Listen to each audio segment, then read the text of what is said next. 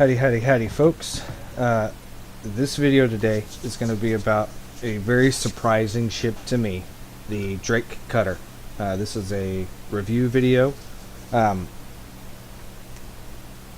wanted to hate this ship. I did. I'll be honest, I still think it's an ugly ship. It looks like those old GM buses from the late 40s to early 50s. I do not think this is an attractive looking ship. However, I am a huge fan of the Cutlass Black, so I gave it a shot. I went ahead, I bought it standalone yesterday, and it's a baby Cutlass. It really is. The starter pack for it is $60. That gets you a game package. That gets you this ship. Standalone price is $45. It just went on sale in game yesterday with the launch of 319, and in game you can purchase it at New Deal in Lorville for 627,500 Alpha UEC. So it's not unobtainable in game either. I kind of wish I'd waited a few hours and just bought it in game, but I'll probably roll this into something else. Either way, from the start, if you've watched any of my other starter ship review videos, we're going to start with the components of this ship. Right up front, we've got these two Bulldog repeaters. I love laser repeaters. I think they're great. Anything you're doing that's PvE, repeaters are the way to go. Additionally, it has 4 size 1 missiles. It's actually got my favorite size 1 missiles. They're Sparks. They've got the shortest range, but they seem to have the highest hit probability in my experience. Granted, I don't sit down and map out everything I do, so I could be wrong. There's probably something better. If there is, I don't know. But that's it. I mean, it comes stock with what I would put on it if I were upgrading it, and there's no other hard points. This is the lowest firepower by far of all of the starter ships when you take into account that you can't change it to something else. I mean, you can change out what's in those size 1 spots, but you're not going to add any more guns. There are no more spots to put them. As far as internal components, right now it's all size. It's a single slot for all size 1s. There is internal access. What I find really interesting, and I'm sure somebody's made videos about it. There's other slots that just don't have anything in them, and you can't put anything there right now. So I'm curious if they're going to be unlocking those extra slots, because when you look at it in your vehicle loadout manager, it actually has 2 slots for each component type. As far as the actual numerical stats for the ship, it has, by a wide margin, it has the toughest hull of any of the starter ships. Its hull HP is 18,600. That is tough. The downside is stock, with it only having 1 size 1 shield, and it being one of the crappiest shields in the game, that shield HP is only 1,650. That is a little more than half of an Aurora MR's stock shields. DPS matches the Aurora MR stock, and it's 390. So for your VLRTs, your LRTs, this will handle that just fine. I would not get into MRTs, because even upgraded with those better shields, only having 2 size 1 guns is it's just going to take so long that it's not worth the time invested. This ship is not designed for that. This is not a ship that's made to go out and fight it does okay. It can defend itself, but this ship is built for other purposes. The SCM speed is a respectable 160 meters a second. The maximum speed is 1,050. It's not the best, but it's not terribly awful either. Sorry about that message notification. But let's talk about some of the pros. Out of the gate, it's got adequate firepower to defend itself. And as far as I'm concerned, it has all of the weapons in the slots that I would put in if I were upgrading it anyways. A major pro is that it has for a starter ship, this is a massive interior space. This is just the cargo area. We go a little further in, we've got a bed. There's this nice bathroom. I mean, look at this bathroom. Look at this bath. You got everything you could want in here, you know?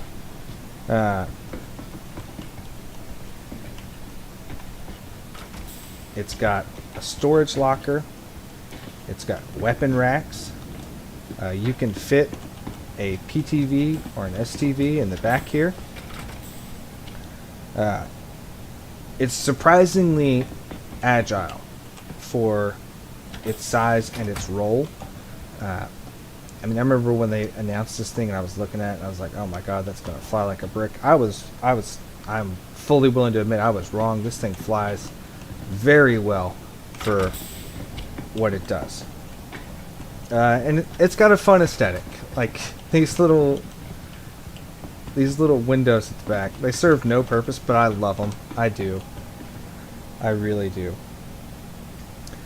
Some of the cons of this ship, because you can't add any more guns, and really the only way you could increase firepower is to change out your missiles from size 1s. You go from 4 size 1s down to 2 size 2s. That kind of limits its combat ceiling. It's got a low shield HP when it's stock, and even upgraded, it's still gonna be fairly low. It's not gonna be super powerful. Another thing is that while it's fairly agile for a starter ship, it's fairly agile for a small cargo vessel. It's got a very large cross section, so you know, getting shot down by a missile on this thing is a lot more likely than you would expect, because I mean, just look at that is a massive cross section. As far as mission sets, what this thing can do, I mean, it can do bounties. And we're actually going to do a VLRT bounty with this here in a minute. It can do delivery, waste, research missions with no problems. It'll run those very easily. You know, your investigation, your search missions, all of those. This is the cheapest ship that you can buy with real life money that can fit a ground vehicle in it. And the reason I bring that up is a PTV or an STV, those are super cheap to buy. I haven't looked at them since 319 came out yesterday, but they were, I mean, the PTV was like either 8 or 12,000 alpha UVC. That is super cheap, right? And if you want to run bunkers, there's 2 types of bunkers. There's attack bunkers and defend bunkers. You know, if you don't have the ability to carry a ground vehicle or a ship that does enough damage to take out those turrets, when you go to do bunker missions that are attack bunkers, you're going to need to be able to land in a safe area outside of the turret's range of fire and either walk or drive a vehicle, and it's much better to drive a vehicle than it is to walk, you know, 2 or 3 clicks. And this ship allows you to do that right off the bat. You don't have to grind up for a cutlass or something like that. You can just take this as is and go do what you need to do. That's not going to do it. We'll just drop it there. Alright, so we picked up our delivery box. We're going to go take out this VLRT. I'm going to admit, I do enjoy fighting in this thing. Just because the aesthetic, it reminds me of, I don't know if anyone remembers the Disney movie, The Rescuers. That, I think it was a condor that was flying them around. I don't know why, but the ship, like, in my head when I'm flying it around, I hear his voice making his little commentary. I mean, acceleration isn't terrible. Lateral agility is quite acceptable. Overall, I kind of wish I hadn't slept on this ship. I do think there are better options for a little bit more money, and we'll get to those here in just a couple of videos. And if I had, you know, $60 and I was having to choose between this and a Mustang, I'd probably pick the Mustang. I know that's an unpopular opinion. A lot of folks seem to not like the Mustang, but I love it. But at the end of the day, like, there's no bad ship. You know, the ship you have is the ship you have. There's nothing wrong with it.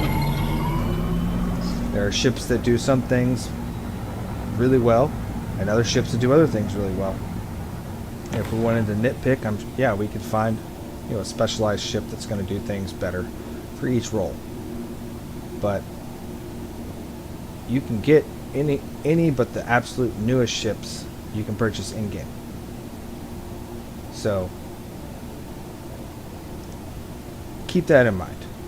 Don't get a bad case of FOMO because you're looking at these like, oh man, I got to get this now. You don't.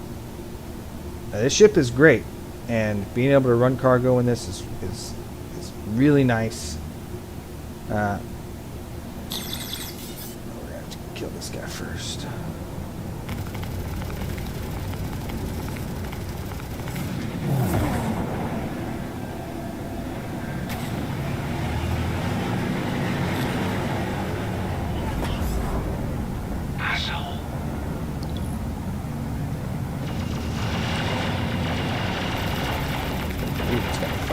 Clicks for VLRT. And you can see that whole HP is really helpful in the meta right now because so many players are running shit.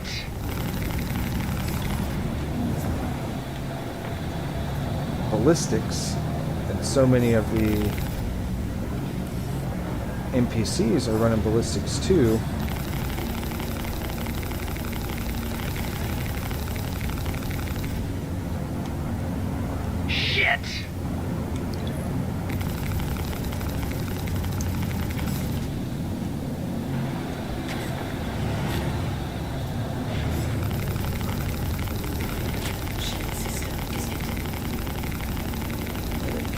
Shields.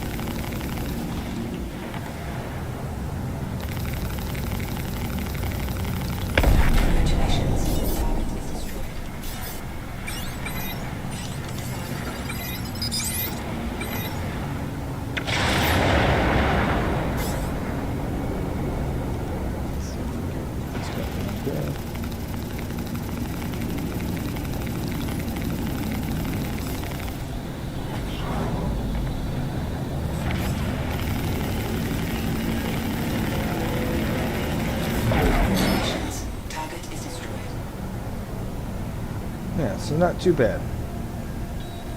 I mean, she takes a beating though. That's kind of the downside. You know, if you're wanting to chain bounties together and be able to just pile on the money, it's going to be a little tough to do in this. It is possible, and if you're one of those like amazing pilots, hey, don't listen to anything I got to say because you already know your business. But if you're just starting out and you're not sure, keep that in mind. Because it matters. It really matters. Alright, folks. We're coming in now.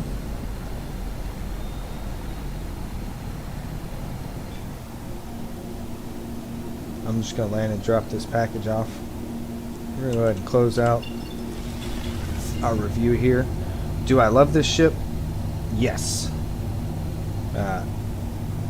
In all honesty, if this had been for sale before I got my Avenger Titan, I would have bought this and been very happy.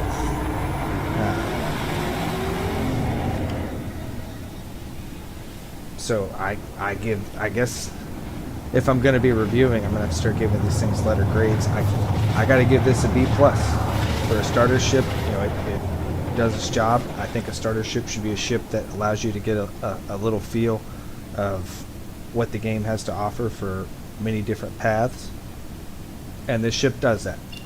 You just saw it can handle bounties. It can clearly handle anything else. We've already discussed all that, so I'm not going to rehash it, but great little ship. Great little ship. I give it a B plus. If you liked the video, please like and subscribe. Leave a comment. If you didn't like it, that's cool. Do me a favor though, before you hit that dislike button, go down in the comments, take 10 seconds, and tell me what where I lost you at. You know, I want to make content that works for my viewers. I want to make content that is fun and informative. That's the goal. So also, if there were any points where you disagree with what I said, let me know. I'm not averse to a little bit of banter in the comments. Let's hear what people think.